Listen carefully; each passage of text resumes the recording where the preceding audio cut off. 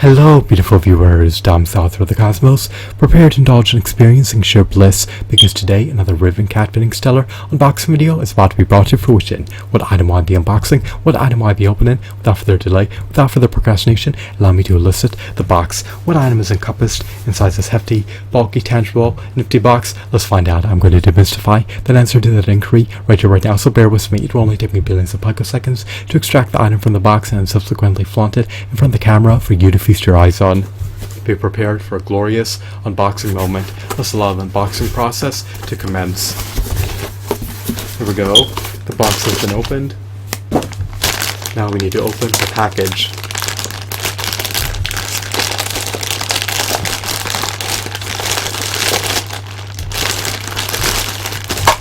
Alrighty, inside the parcel, inside the container, we have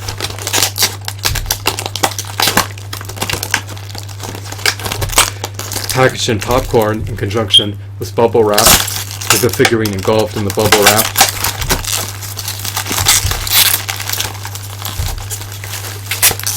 At least one, I would presume, if not more. This is quite an unusual way to unbox a figurine.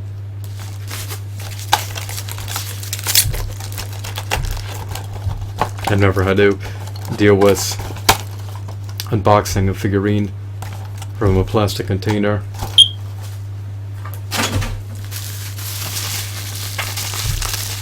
Alrighty. I do not want to compromise the integrity of the bubble wrap, therefore I will unbox everything gingerly, or unfold the bubble wrap gingerly. I'm sorry if I made any blunders. I'm a bit debilitated at the moment. Why? I'm famished, I'm dehydrated, and I'm fatigued. So, I apologize. I cannot appease everyone. I just strive to do the best given the circumstances that I broke. This apparently is an Uruk-Hai warrior, or an Uruk-Hai Berserker, or ally of evil. He was likely produced amid the early 2000s by Toy Biz. He's a Lord of the Rings character.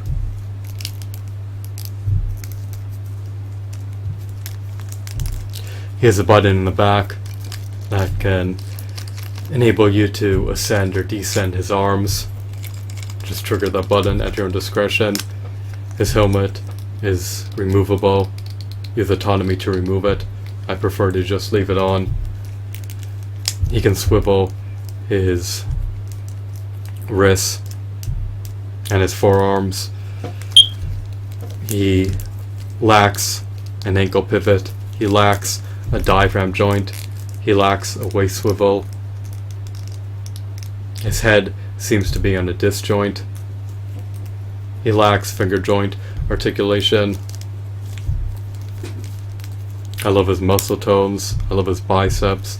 They just accentuate his physical prowess. His offensive capabilities can be augmented if he's wielding his weapon. I believe he's an Uruk-Hai Berserker.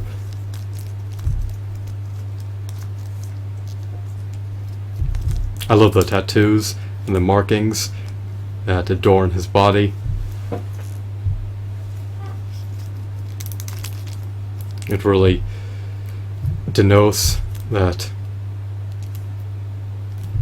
he's adamant about serving the notorious, infamous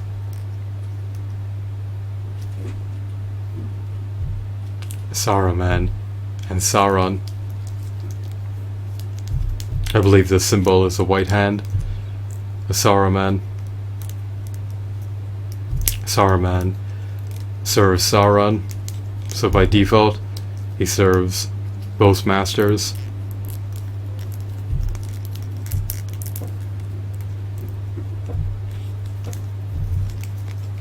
His skirt is comprised of plastic. It can be flapped up or down.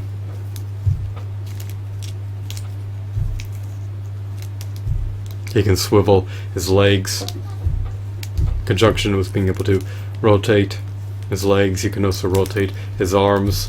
So I love the fact that he has ample points of articulation.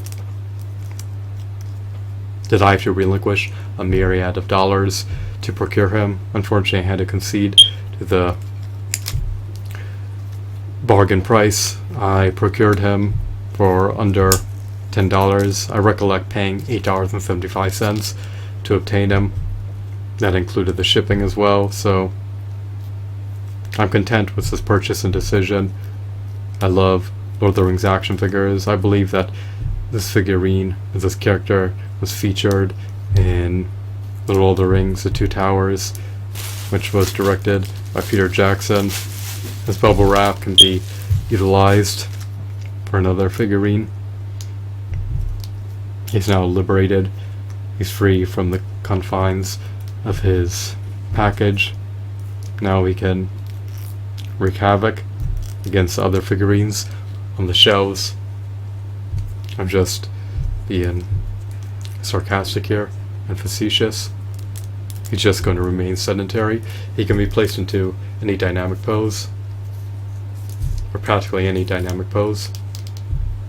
Look at this. How's that for a dynamic pose? How's that for articulation? He has more articulation than the Yu-Gi-Oh figurines. That's for certain. I can assure you of that. What else? I'll actually remove his helmet just to appease my viewers, just in case you were curious about his face. So here he is unmasked. Let's mount the helmet to his head. I don't like removing masks and helmets from characters, nor do I like removing armor from them, because when I place it back on, their face could potentially become scratched. I did not want to put my figurines in great peril. I did not want to compromise integrity of my figurines. I'm having trouble gingerly placing the mask back on. I should have never followed through with this decision. It was asinine to me. Sometimes I'm too eager to appease my fan base and do something that I normally wouldn't do if I unbox these figures off camera. So whatever.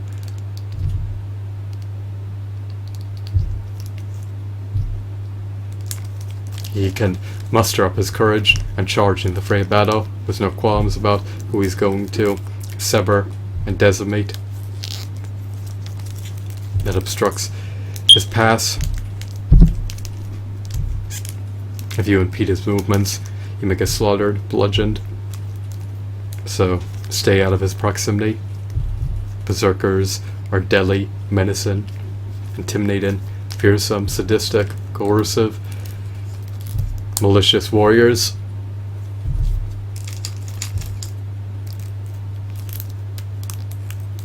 So if you want to procure this particular figurine